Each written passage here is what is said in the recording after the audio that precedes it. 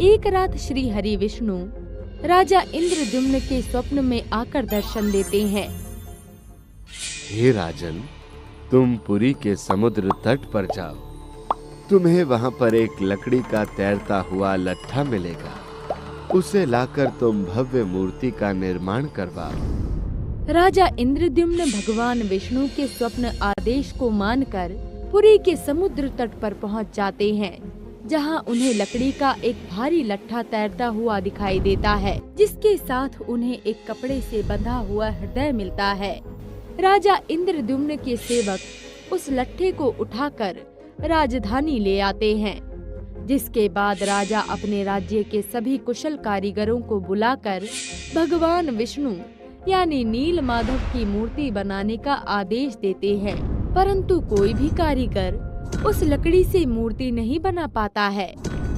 हे राजन, ये लकड़ी इतनी मजबूत है कि इस पर हमारे किसी भी हथौड़े और छीनी का कोई असर ही नहीं हो रहा है। अतः हे राजन, हमें क्षमा करें। जब अवंतीपुर राज्य के सभी कारीगर उस लट्ठे से कोई मूर्ति नहीं बना पाते हैं, तब भगवान विष्णु पुनः राजा इंद्रद्युम्न के स्वप्न में आकर उन्हें दर्शन देते हैं।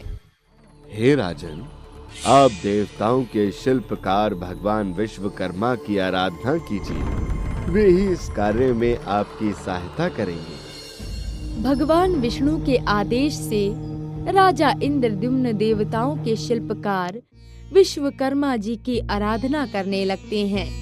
तब श्री हरि के आदेश और राजा इंद्रद्युम्न की आराधना से प्रसन्न होकर भगवान विश्वकर्मा जी एक वृद्ध शिल्पकार के रूप में राजमहल में पहुंच जाते हैं।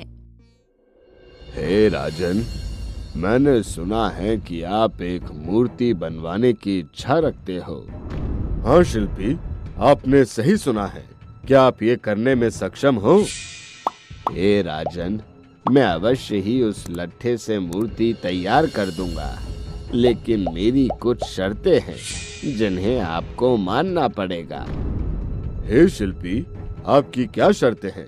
कृपया कर आप मुझे बताएं। हे राजन, भगवान विष्णु यानी कि नील माधव की मूर्तियां मैं 21 दिनों में एक बंद कमरे में रहकर तैयार करूंगा।